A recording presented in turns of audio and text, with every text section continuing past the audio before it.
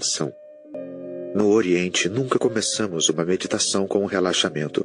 Começamos a partir da consciência. Daí em diante, o relaxamento ocorre espontaneamente. Não é preciso provocá-lo. Se você tem de provocá-lo, isso gera uma certa tensão. Ele precisa acontecer espontaneamente. Só assim será relaxamento puro. Ele acontece. Se quiser, você pode tentar começar pelo relaxamento. Existem problemas políticos, religiosos, sociológicos, econômicos, todos martirizando você. Começar pelo relaxamento é difícil. Por isso, no Oriente, nós nunca começamos pelo relaxamento. Mas, se você quiser, eu tenho uma ideia de como você deve começar.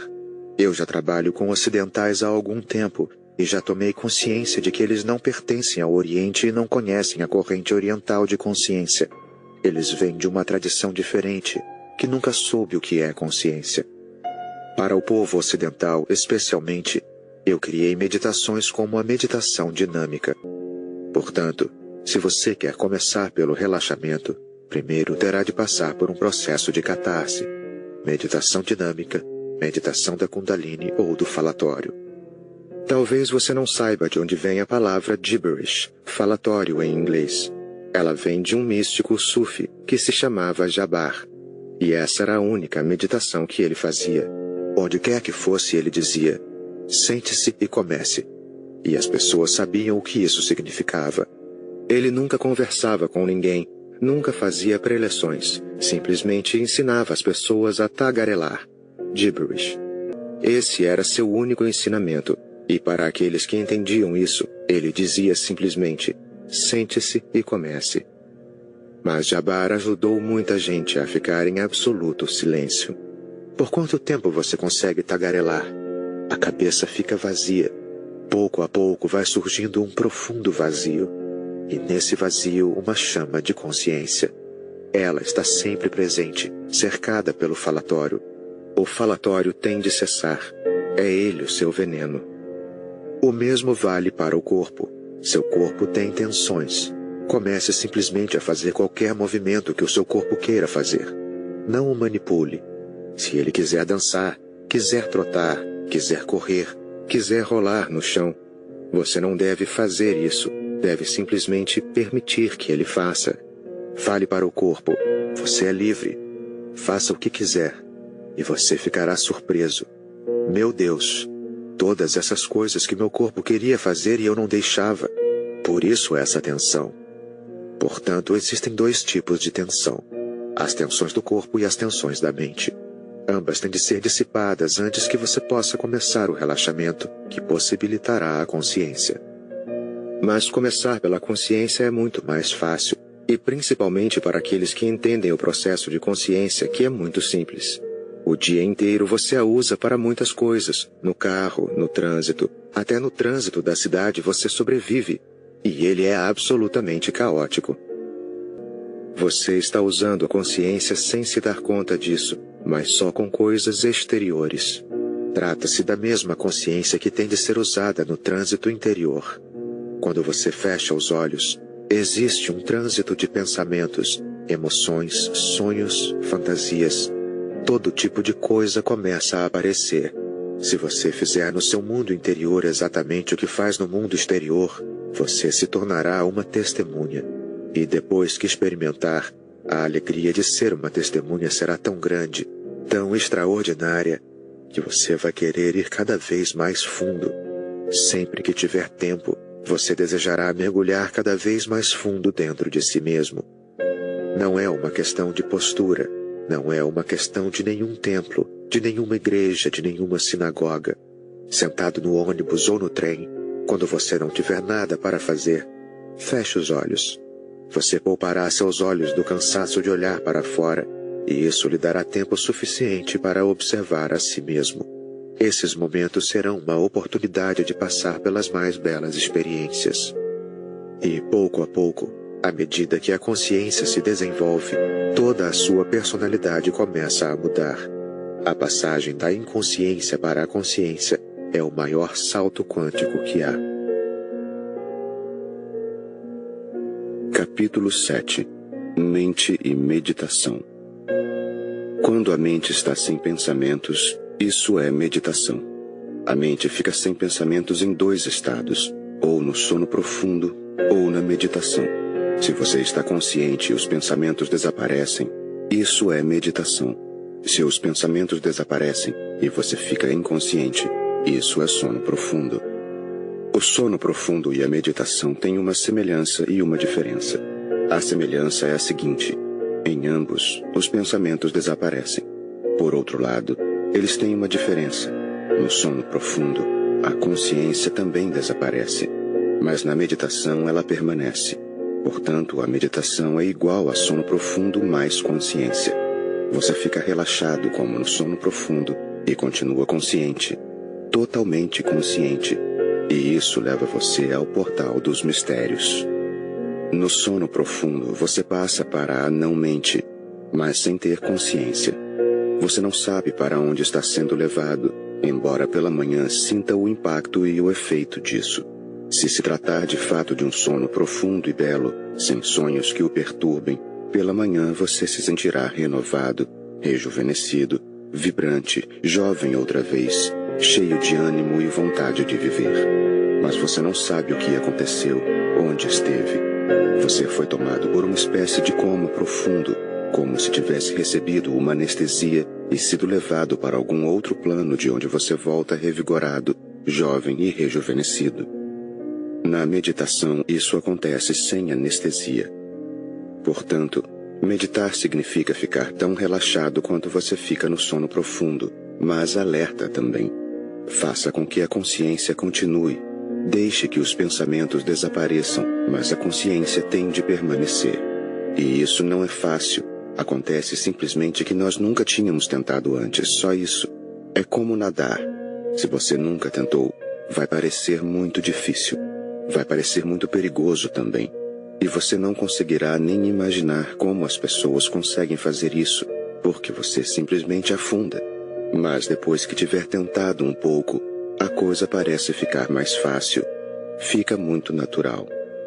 Agora, um cientista do Japão provou em laboratório que uma criança de 6 meses é capaz de nadar. Basta dar a ela uma oportunidade. Esse cientista ensinou muitos bebês de 6 meses a nadar. Ele conseguiu um milagre. E disse que está tentando fazer o mesmo com crianças mais novas também. É como se a arte de nadar estivesse embutida dentro de nós. Para que essa capacidade seja ativada, só é preciso dar a ela uma oportunidade. É por isso que, depois que aprende a nadar, você nunca esquece. Você pode ficar 40, 50 anos sem nadar, mas nunca esquece. Não se trata de algo acidental. É uma coisa natural. É por isso que você nunca esquece. A meditação é parecida. É algo que está embutido. Você só tem de dar espaço para que ela entre em ação. É só dar a ela uma chance. O que é a mente? A mente não é uma coisa, é um acontecimento. A coisa tem substância. O acontecimento é só um processo. A coisa é como uma rocha. O acontecimento é como uma onda. Ela existe, mas não é substancial. É só algo que acontece entre o vento e o oceano. Um processo, um fenômeno. Eis a primeira coisa que tem de ficar clara. A mente é um processo como uma onda ou um rio, mas ela não tem substância. Se tiver, não pode ser dissolvida. Se não tiver, pode desaparecer sem deixar traço. Quando a onda desaparece no oceano, o que sobra? Nada, nenhum rastro. Portanto, aqueles que sabiam disso diziam que a mente é como um pássaro voando no céu. Ele não deixa nenhuma pegada, nenhum rastro. Os pássaros voam, mas não deixam rastros, pegadas. A mente é apenas um processo. Na verdade, ela nem existe. Só os pensamentos existem. Pensamentos passando tão rapidamente que você pensa e sente que existe alguma coisa contínua ali. Um pensamento vem, outro vai, chega mais um e assim sucessivamente. A lacuna é tão pequena que você não consegue perceber o intervalo entre um pensamento e outro. Assim, 2 pensamentos se agrupam, formam uma continuidade, e por causa dela você acha que a mente existe. Existem pensamentos, não mente, assim como existem elétrons, não matéria. O pensamento é o elétron da mente, assim como uma multidão. A multidão só existe num certo sentido. Só os indivíduos existem, mas muitos indivíduos juntos dão a sensação de que eles são uma coisa só. Uma nação existe e não existe. Só há indivíduos ali. Os indivíduos são os elétrons de uma nação, de uma comunidade, de uma multidão. Os pensamentos existem. A mente não existe. Ela é só aparência. E quando você olha a mente mais de perto, ela desaparece. Ficam os pensamentos, mas quando a mente desaparece, só restam os pensamentos individuais. Muitas coisas se dissolvem imediatamente. Logo de início você percebe que os pensamentos são como nuvens. Eles vêm e vão, e você é o céu. Quando não existe mente, surge imediatamente a percepção de que você deixou de se envolver com seus pensamentos. Os pensamentos estão ali, passando por você como nuvens passando no céu, ou o vento passando entre as árvores. Os pensamentos estão passando por você e podem continuar passando, porque você é um imenso vazio.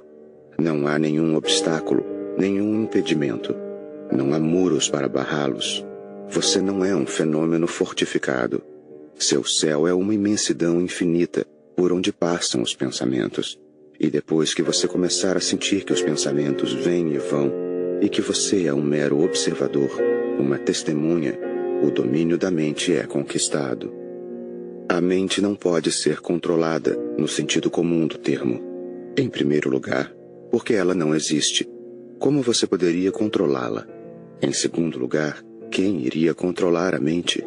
Porque não existe ninguém por trás da mente. E quando eu digo que não existe ninguém, quero dizer que não há ninguém por trás dela, só um vazio. Quem a controlará? Se alguém está controlando a mente, então se trata apenas de uma parte, um fragmento da mente, controlando outro fragmento dela. É isso que o ego é. A mente não pode ser controlada dessa forma. Ela não existe e não há ninguém para controlá-la. O vazio interior pode ver, mas não controlar. Ele pode olhar, mas não controlar. Mas o próprio olhar é que é o controle. O próprio fenômeno da observação, do testemunho, torna-se o domínio, pois a mente desaparece.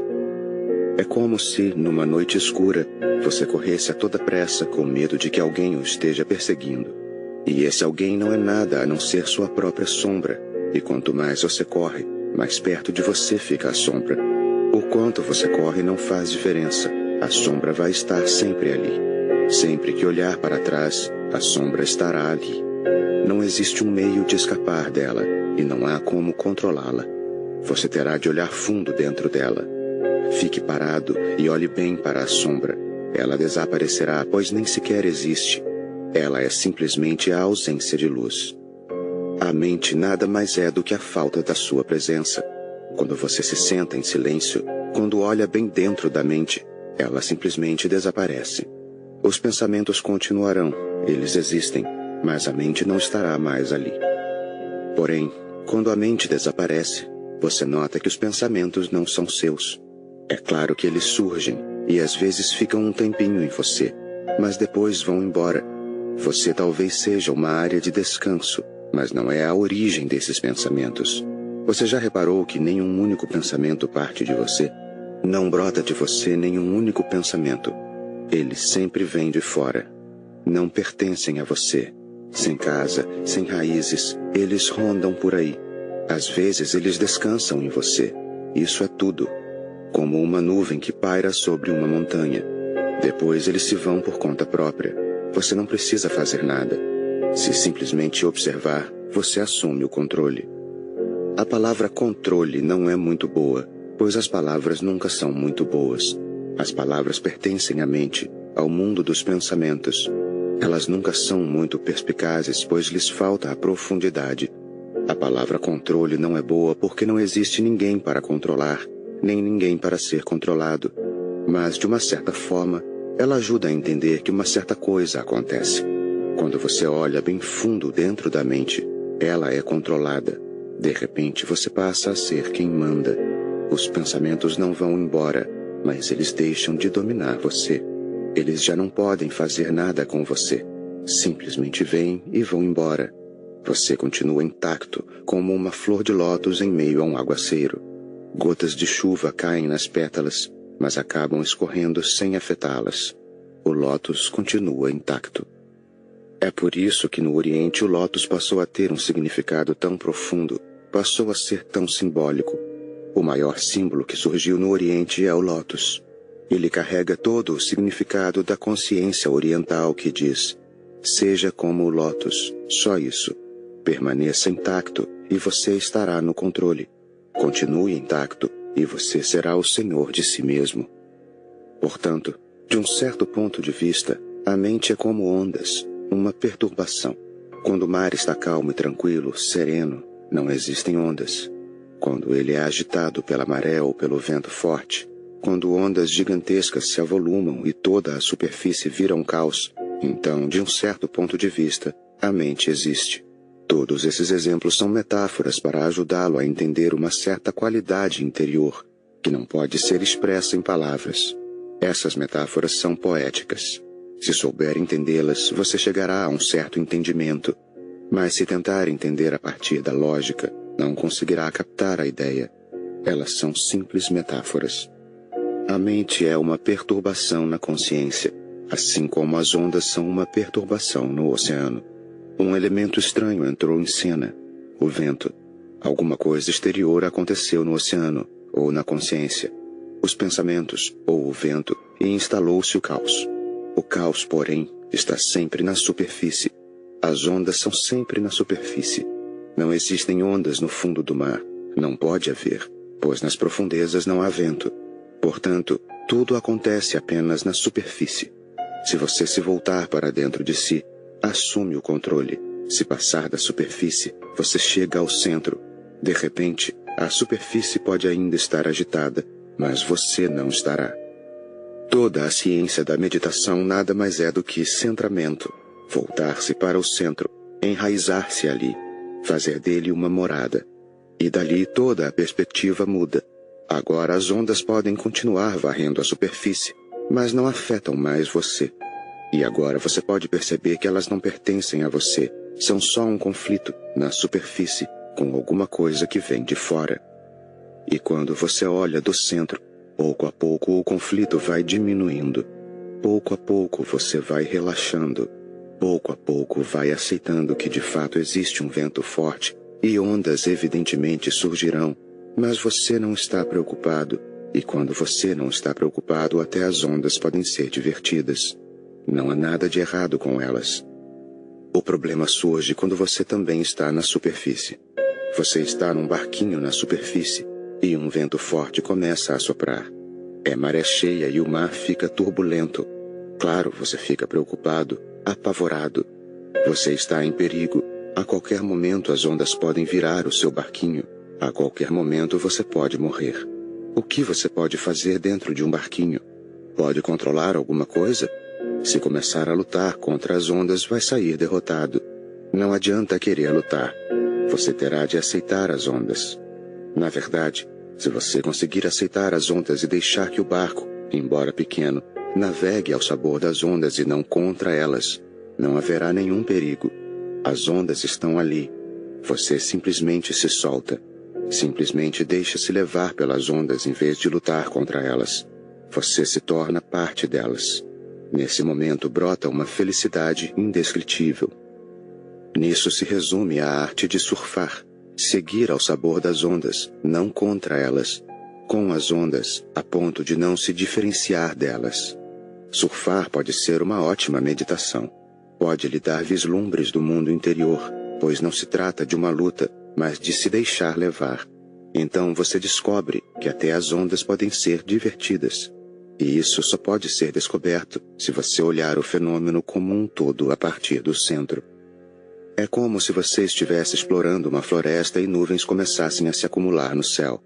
Começa a relampejar, você se desvia do seu caminho e tenta a todo custo voltar para casa o mais rápido possível. Isso é o que acontece na superfície. Um explorador perdido, muitas nuvens, muitos relâmpagos. Logo cairá uma chuva daquelas. Você está à procura do caminho de casa, da segurança do lar. Então, de repente, você consegue avistá-la. Agora está sentado confortavelmente dentro de casa, esperando a chuva começar a cair lá fora. Agora você pode se divertir. Agora os relâmpagos terão uma beleza singular. Não é como estar lá fora, perdido na floresta. Agora, da poltrona da sala, todo o fenômeno adquire uma grande beleza. A chuva começa e você a aprecia. Os relâmpagos se sucedem e você fica extasiado. Troveja lá fora e você se delicia, porque agora está protegido da chuva.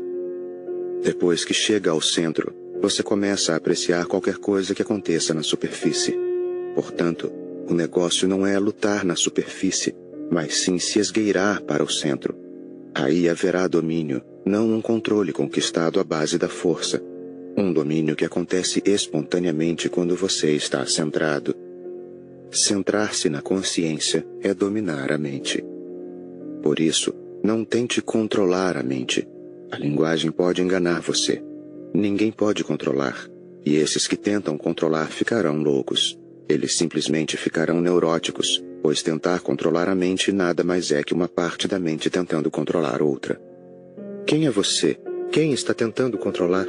Você também é uma onda. Uma onda religiosa, é claro, tentando controlar a mente. E existem ondas não religiosas também. Existe o sexo, existe a raiva e existe o ciúme, a possessividade e o ódio, além de milhões de outras ondas não religiosas. E existem, por outro lado, as ondas religiosas, a meditação, o amor, a compaixão. Mas todas elas estão na superfície, são da superfície e estão na superfície. Religiosas ou não, isso não faz diferença. A verdadeira religião está no centro, e na perspectiva que é criada por esse centro. Sentado dentro de casa, você olha a sua própria superfície. Tudo muda porque a sua perspectiva é diferente. De repente você é quem manda. Na verdade, tanto está no comando que você pode deixar a superfície descontrolada.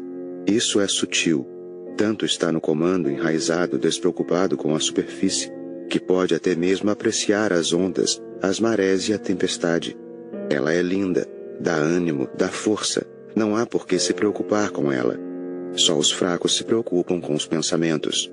Só os fracos se preocupam com a mente. As pessoas mais fortes simplesmente absorvem o todo e se enriquecem com ele. Os mais fortes simplesmente não rejeitam nada. A rejeição é consequência da fraqueza. Você fica com medo. Os mais fortes não se incomodam em absorver tudo o que a vida lhes oferece. Religioso, não religioso, moral, imoral, divino, diabólico, não faz diferença. A pessoa mais forte absorve tudo e se enriquece desse modo.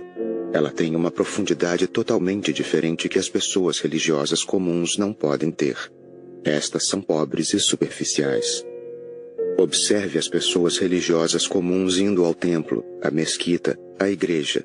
Você só vai se deparar com pessoas extremamente superficiais, sem nenhuma profundidade. Como elas rejeitaram partes de si mesmas, ficaram mutiladas. Elas, de certa forma, estão paralisadas. Não há nada de errado na mente ou nos pensamentos. Se existe alguma coisa errada, é ficar na superfície, porque ali você não conhece o todo e sofre desnecessariamente por causa da parte e da percepção parcial. É preciso ter uma percepção global, e isso só é possível a partir do centro, pois do centro você pode olhar à sua volta, em todas as dimensões, em todas as direções, para toda a periferia do seu ser. E ela é imensa. Na verdade, ela é como a periferia da existência. Depois que estiver centrado, você pouco a pouco vai se expandindo, ficando cada vez maior, até passar a ser o todo, nada menos do que isso. De outro ponto de vista, a mente é como a poeira que se acumula nas roupas do viajante. E você tem viajado há milhões de vidas, sem nunca ter tomado um banho. Juntou muita poeira, é claro. Não há nada de errado nisso. Não havia outro jeito. Camadas e mais camadas de poeira, e você acha que elas são a sua personalidade. Você ficou de tal modo identificado com elas. Viveu por tanto tempo com essas camadas de poeira, que elas parecem a sua pele. Você se identificou. A mente é o passado, a memória, a poeira. Ninguém consegue evitá-la. Quando viaja, você fica empoeirado. Mas não há necessidade de se identificar com a poeira, não há necessidade de se unir a ela a ponto de se tornarem uma coisa só, pois se fizer isso você arranjará problema. Afinal, você não é poeira, você é consciência. Como disse Omar Khayyam, pó sobre pó. Quando um homem morre, o que acontece? O pó volta a ser pó. Se você fosse apenas pó, então tudo voltaria a ser pó, nada sobraria. Mas você é apenas pó, camadas e mais camadas de pó? Ou existe algo dentro de você que não é pó em absoluto, que não é nem nunca será feito de terra? Essa é a sua consciência, a sua percepção consciente. O seu ser é percepção consciente, é consciência. E a sua mente é a poeira que a sua percepção consciente vai acumulando. Existem duas maneiras de acabar com a poeira. A religião comum diz para você lavar as roupas e esfregar bem o corpo, mas esses métodos não dão muito resultado. Mesmo que você lave muito bem as roupas, elas já ficaram tão imundas que não há mais jeito. Não é possível limpá-las. Pelo contrário, qualquer coisa que você fizer só servirá para deixá-las ainda em pior estado. As pessoas religiosas enchem você de sabões e de produtos químicos, instruções sobre como lavar a sujeira, mas esses produtos também provocam manchas. É por isso que a pessoa sem moral pode aprender sobre moral, mas continuar suja. Agora de um jeito moral, mas ainda suja. Há casos em que a situação fica ainda pior do que antes. O homem sem moral é de muitas formas inocente, menos egocêntrico. O homem que tem moral continua com toda a imoralidade dentro da cabeça dele e ainda adquire muitas coisas novas, atitudes moralistas, puritanas, egoístas. Ele se sente superior, considera-se um escolhido, e o resto da humanidade está condenado ao inferno. Só ele vai para o céu. E toda a imoralidade continua interiormente, pois você não consegue controlar a mente se estiver na superfície. Não há como. Simplesmente as coisas não acontecem dessa forma. Só existe um controle, e ele consiste na percepção a partir do centro. A mente é como poeira acumulada ao longo de milhões de viagens. A postura da religião verdadeira, da religião radical que se contrapõe à comum, é simplesmente tirar as roupas. Não se dê ao trabalho de lavar essas roupas. Não há mais como limpá-las. Faça simplesmente como a cobra que desliza para fora da pele velha e nem olha para trás. De um terceiro ponto de vista, a mente é passado, é memória, todas as experiências acumuladas num certo sentido. Tudo o que você já fez, tudo o que já pensou, tudo o que já desejou, tudo o que já sonhou, tudo, seu passado inteiro, sua memória, mente é memória. E a menos que se livre da memória, você não conseguirá dominar a mente. Como se livrar da memória? Ela está sempre ali, seguindo você. Na verdade, você é a memória, então como se livrar dela? Quem é você sem as suas lembranças? Quando eu pergunto quem é você, você me diz seu nome. Isso é uma lembrança. Seus pais lhe deram um nome um tempo atrás. Eu pergunto quem é você? E você me fala da sua família, do seu pai e da sua mãe. Isso é uma lembrança.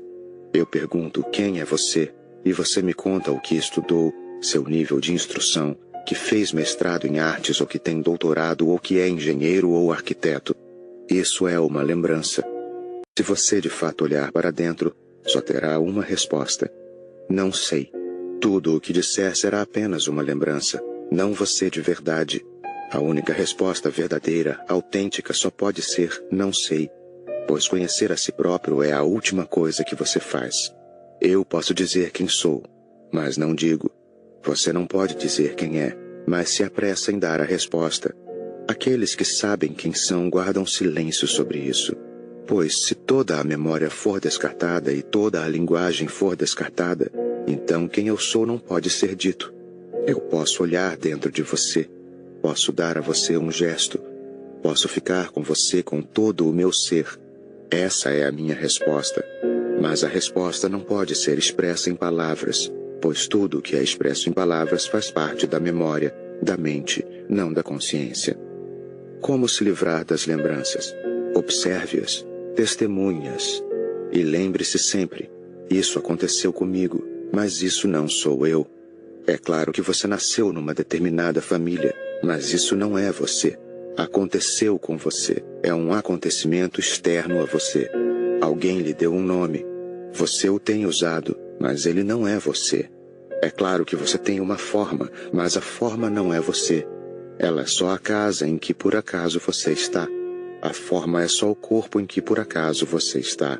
E o corpo lhe foi dado por seus pais. É uma dádiva, mas não é você. Observe e tenha discernimento.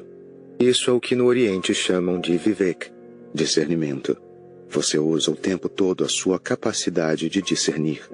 Continue fazendo isso. Chegará um momento em que você terá eliminado tudo o que não é você. De repente, nesse estado, você se olha pela primeira vez e encontra seu próprio ser. Continue jogando fora todas as identidades que não são você. A família, o corpo, a mente. Nesse vazio, quando tiver jogado fora tudo o que não for você, de repente seu ser vem à tona. Pela primeira vez você encontra a si mesmo, e esse encontro passa a ser o domínio. Não é possível parar o pensamento. Não que ele não pare, só não é possível fazê-lo parar. Ele para espontaneamente. É preciso entender essa diferença. Do contrário, você vai ficar maluco tentando perseguir a sua mente. A não-mente não surge quando você para de pensar. Quando não existe mais o pensar, existe a não-mente. O próprio esforço para parar de pensar criará mais ansiedade, criará mais conflito, fará com que você fique dividido. Você viverá em constante tumulto interior, e isso não ajudará em nada. E mesmo que você consiga forçá-lo a parar por alguns instantes, isso não será nenhuma conquista, pois esses instantes ficarão quase mortos, não estarão vivos. Você pode até sentir uma certa tranquilidade, mas não silêncio, pois a tranquilidade forçada não é silêncio. Lá no fundo, nas profundezas do inconsciente, a mente reprimida continua em atividade. Portanto, não existe um meio de parar a mente, mas a mente para, isso é certo. Ela para por livre e espontânea vontade. Então, o que fazer? A pergunta é relevante.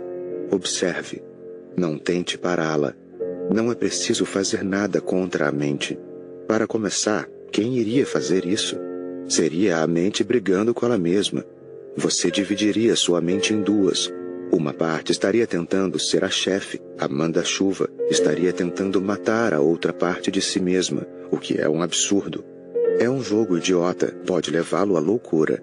Não tente deter a mente ou o pensamento. Só o observe. Dê vazão a ele. Deixe a mente em total liberdade. Deixe-a vagar no ritmo que quiser. Não tente de forma nenhuma controlá-la. Seja só uma testemunha. Ela é tão bela.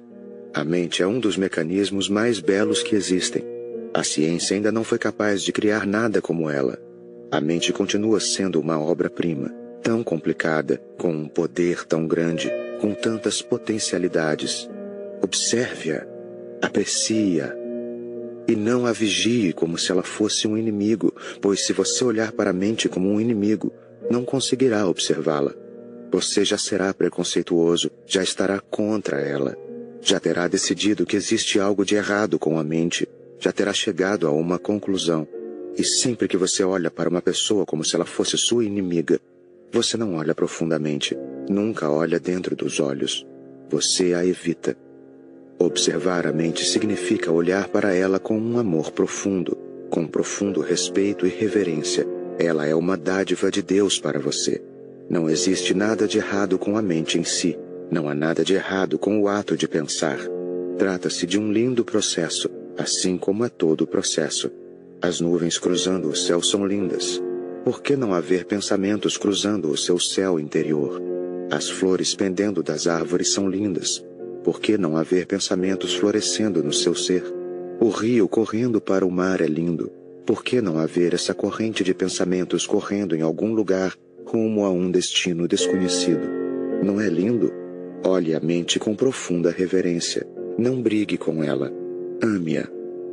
Observe as sutis nuances da mente, os volteios repentinos, os belos volteios, os saltos e trancos que ela dá, os jogos que continua fazendo, os sonhos que ela navega, a imaginação, a memória, as 1000 projeções que ela cria. Observe, ficando ali, afastado, um pouco distante, sem se envolver. Paulatinamente você começa a sentir.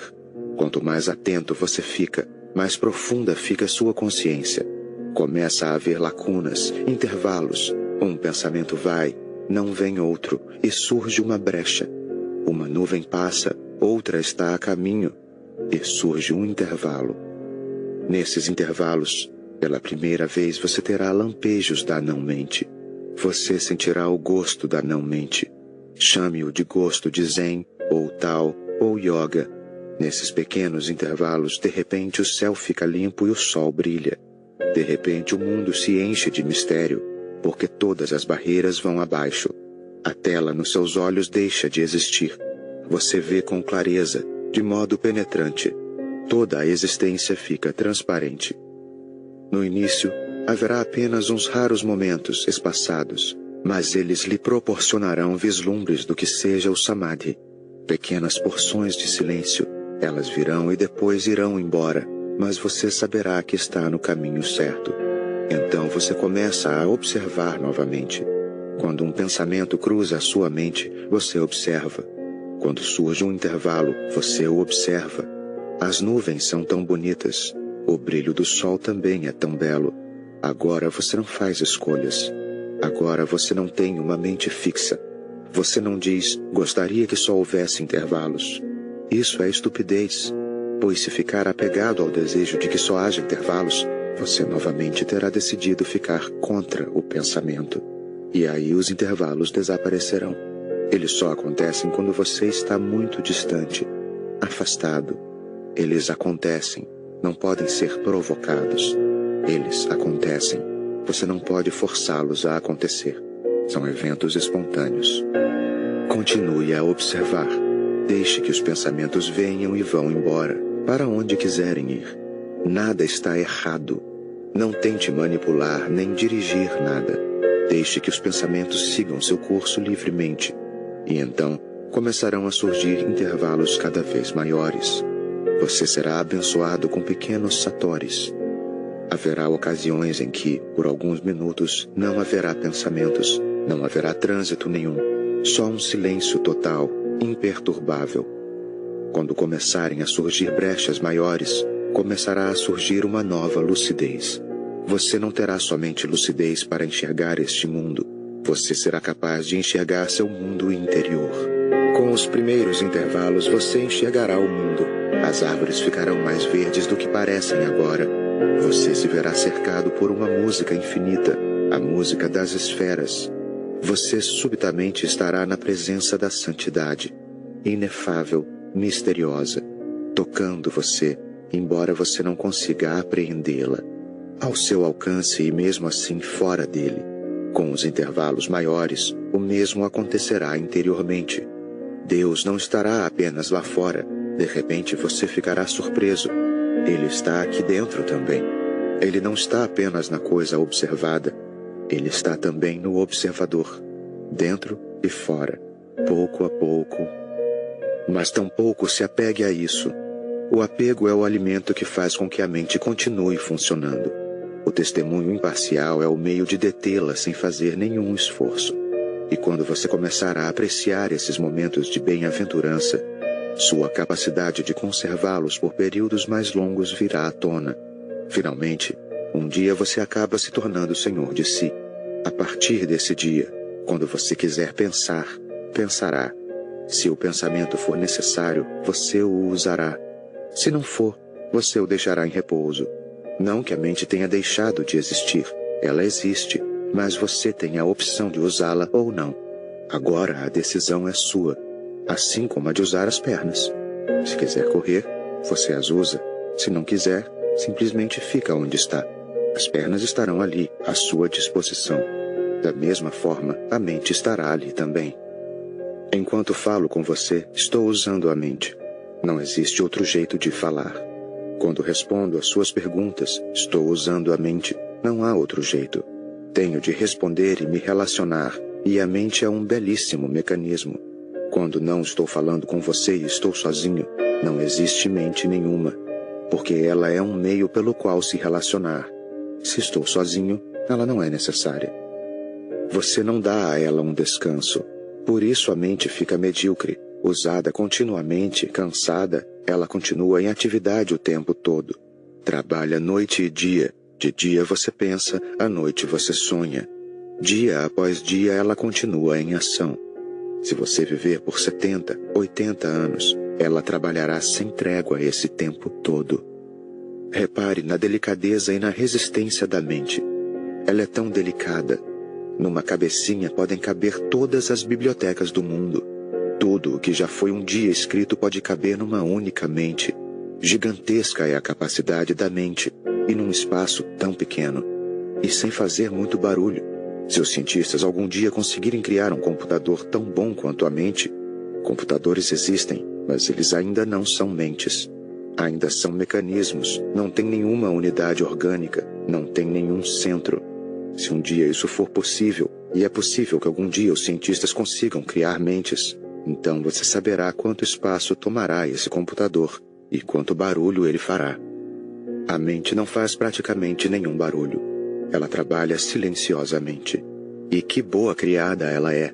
Trabalha por 70, 80 anos. E mesmo quando você está à beira da morte, seu corpo pode estar velho, mas a sua mente continua jovem. Sua capacidade continua sendo a mesma. Às vezes, se usada de maneira certa, a capacidade da mente pode até aumentar com a idade. Porque quanto mais você sabe, mais você entende. Quanto mais você vive e tem experiências, mais capaz sua mente se torna. Quando você morre, tudo o que existe no seu corpo está prestes a virar pó, menos a mente. É por isso que no Oriente dizemos que a mente deixa o corpo e entra num outro útero, pois ainda não está pronta para morrer. Quem renasce é a mente. E depois que você tiver atingido o estado de não-mente, não haverá nenhum renascimento. Você simplesmente morrerá. E com a sua morte, tudo se dissipará. Seu corpo, sua mente. Só restará sua alma que testemunha. Ela está além do espaço e do tempo. Então você e a existência se tornarão uma coisa só. Você não estará mais separado dela. A separação provém da mente.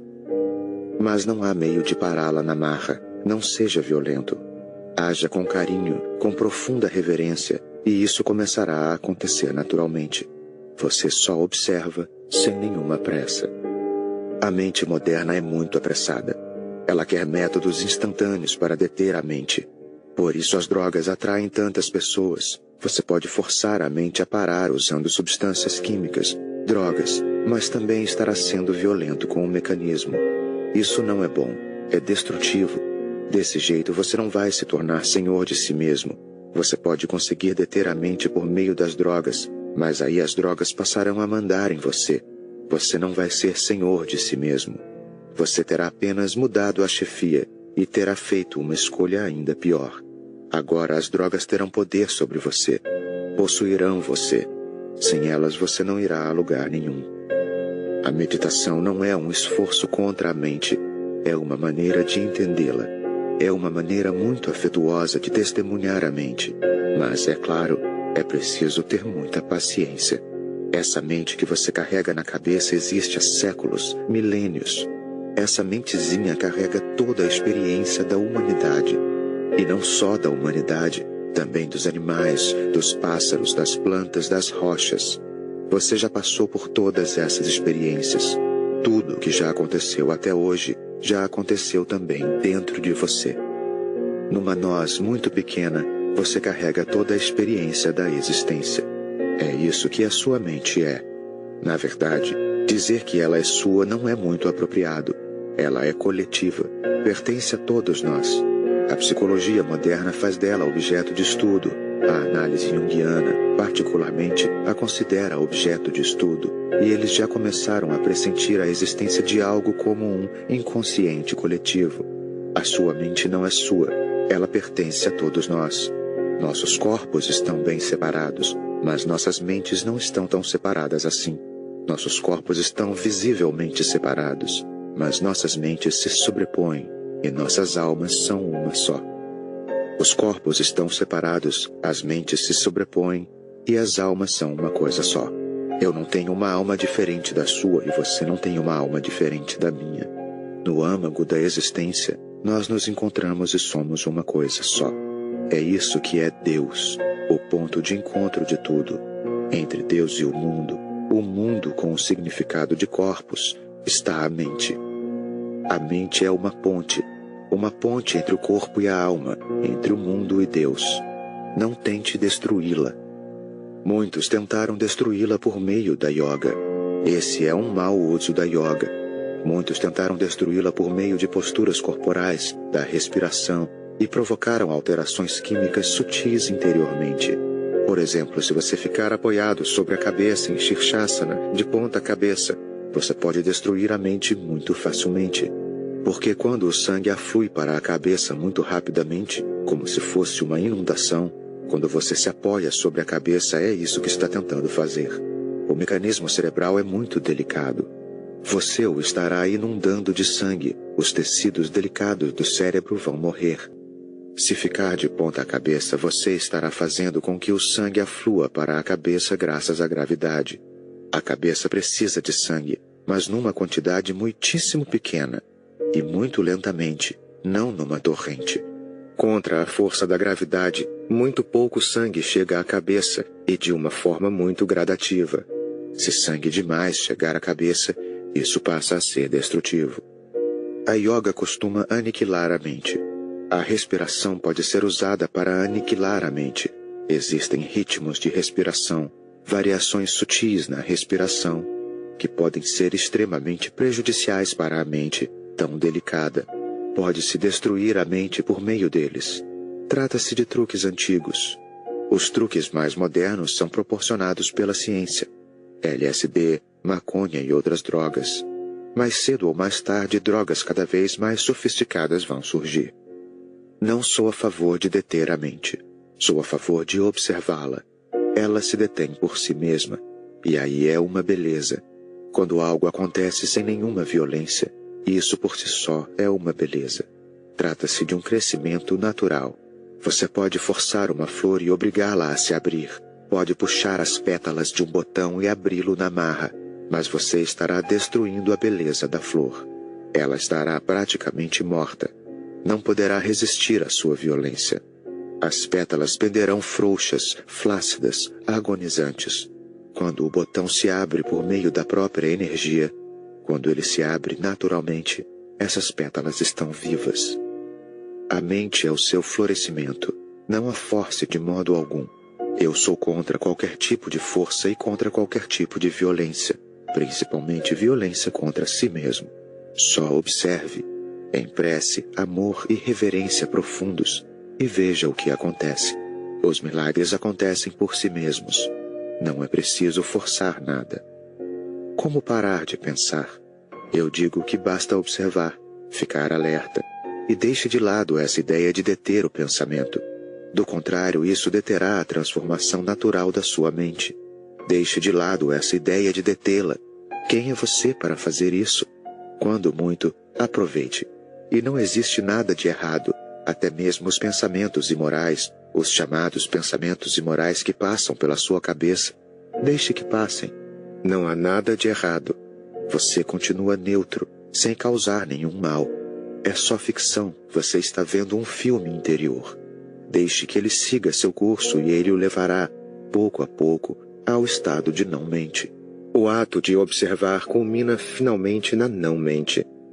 A não-mente não está contra a mente. A não-mente está além da mente. Ela não surge quando você mata e destrói a mente. Ela surge quando você a compreende de modo tão absoluto que o pensamento deixa de ser necessário. Sua compreensão passa a substituí-la.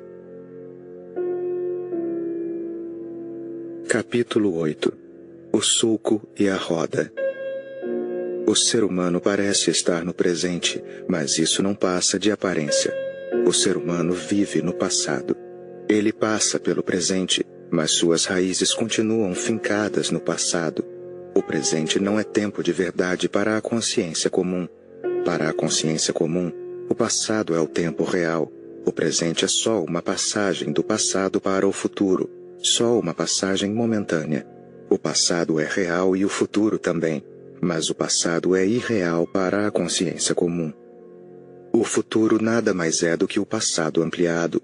O futuro nada mais é do que o passado projetado várias e várias vezes. O presente parece não existencial. Se pensar no presente, você não o encontrará em absoluto, porque no instante em que o encontrar, ele já terá passado. Um instantinho antes, quando você não o tinha encontrado, ele estava no futuro. Para uma consciência búdica, para um ser desperto, só o presente é existencial. Para a consciência comum, não consciente, adormecida como um sonâmbulo, o passado e o futuro são reais e o presente é irreal. Só quando a pessoa desperta é que o presente fica real e o passado e o futuro passam a ser irreais. Por que isso acontece? Por que você vive no passado? Porque a mente nada mais é do que o acúmulo do passado. A mente é memória. Tudo o que você fez, tudo o que sonhou, tudo o que quis fazer e não pôde, tudo o que você imaginou no passado é a sua mente. A mente é uma entidade morta. Se olhar através dela, você nunca encontrará o presente, pois o presente é vida, e a vida não pode ser encarada através de um agente morto. A mente está morta. A mente não passa de poeira acumulada sobre um espelho. Quanto mais poeira se acumula, menos cristalino é o espelho. E se a camada de poeira for muito grossa, como acontece no seu caso, o espelho não reflete absolutamente nada. Todo mundo acumula poeira. Você não só acumula poeira, como fica grudado nela. Você pensa que ela é um tesouro. O passado já foi. Por que você se apega a ele? Não há nada que você possa fazer com respeito a ele. Você não pode voltar atrás, não pode apagá-lo. Por que se apegar a ele? Ele não é um tesouro. E se você se apega ao passado considerando-o um tesouro, é claro que a sua mente vai querer revivê-lo várias vezes no futuro. Seu futuro não poderá ser nada mais do que o seu passado modificado, um pouco aperfeiçoado, um pouco mais decorado, mas vai ser a mesma coisa, porque a mente não pode pensar naquilo que desconhece. A mente só pode projetar o que conhece, aquilo que você sabe. Você se apaixona por uma mulher e ela morre. Como você vai encontrar outra mulher? A outra mulher será uma forma modificada da falecida, pois esse é o único jeito que você conhece. Faça o que fizer no futuro, isso nada mais será que a continuação do passado. Você pode mudar um pouquinho, uma arrumadinha aqui e outra ali, mas o principal não mudará em nada. Se lhe perguntarem o que você faria diferente na sua vida, você apontaria mudanças tão pequenas quanto essa. Um marido com um nariz diferente, uma mulher com uma aparência um pouco diferente, uma casa maior ou menor, mas essas mudanças não seriam nada mais do que repartir o cabelo ao meio. Seriam triviais, supérfluas. Em essência, sua vida continuaria a mesma. Você já fez isso muitas vezes. Sua vida continuou basicamente a mesma. Muitas vezes lhe concederam outras vidas. Você já viveu muitas vezes. Você é muito, muito velho. Não há nada de novo sobre a Terra. Você é mais velho do que a Terra, pois já viveu em outras terras também, em outros planetas. Você é tão velho quanto a existência. Só podia ser assim, pois você faz parte dela. Você é muito velho, mas está repetindo o mesmo padrão vezes sem conta. E por isso que os hindus chamam isso de roda da vida e da morte. Roda, porque ela vive se repetindo. É uma repetição. Os mesmos raios subindo e descendo, subindo e descendo. A mente se projeta e ela é passado, portanto, seu futuro não será nada mais, nada menos que o passado. E qual é o passado? O que você fez no passado? Seja o que for que tenha feito, coisas boas, ruins, isto, aquilo, qualquer coisa que tenha feito cria sua própria repetição. Essa é a teoria do karma. Se ficou com raiva antes de ontem, você criou uma certa potencialidade para ficar novamente com raiva ontem. Aí você a repete, dá mais energia a essa raiva. Esse sentimento, você o deixou mais enraizado, você o cultivou. Hoje você o repetirá novamente com mais ímpeto, com mais energia. E amanhã será novamente uma vítima de hoje. Cada ação sua, ou mesmo o pensamento acerca de fazer alguma coisa, tem suas próprias formas de continuar persistindo, pois ela cria uma espécie de sulco em seu ser. Começa a absorver energia de você. Você está com raiva, então a raiva passa e você acha que não está mais com raiva. Você não percebe a coisa toda. Quando sua disposição mudou, nada aconteceu. Só a roda se moveu e o raio que estava em cima foi para baixo. A raiva estava lá na superfície uns minutos atrás. Ela está agora no inconsciente, nas profundezas do seu ser. Esperará a hora certa para aflorar novamente. Se agir de acordo com isso, você só estará reforçando essa raiva. Então você terá dado mais vida a ela. Ela terá ganhado mais poder, mais energia. Estará pulsando como uma semente sob o solo, esperando a oportunidade e a estação certa para germinar. Todo ato se auto-perpetua. Todo pensamento se auto-perpetua. Uma vez que coopere com ele, você está lhe dando energia. Mais cedo ou mais tarde ele se tornará um hábito. Você o estará executando, mas não será seu autor. Só estará fazendo isso pela força do hábito. As pessoas dizem que os hábitos são uma segunda natureza. Isso não é nenhum exagero. Pelo contrário, é uma meia-verdade. Na realidade, o hábito acaba por se tornar a primeira natureza, enquanto a natureza passa a ser secundária. A natureza torna-se um mero apêndice ou nota de rodapé, enquanto o hábito passa a ser o texto principal do livro. Você vive por meio do hábito. Isso significa que o hábito vive basicamente por meio de você. O hábito subsiste por si mesmo, com sua própria energia. É claro que ele pega essa energia de você, mas você cooperou com isso no passado e continua cooperando no presente.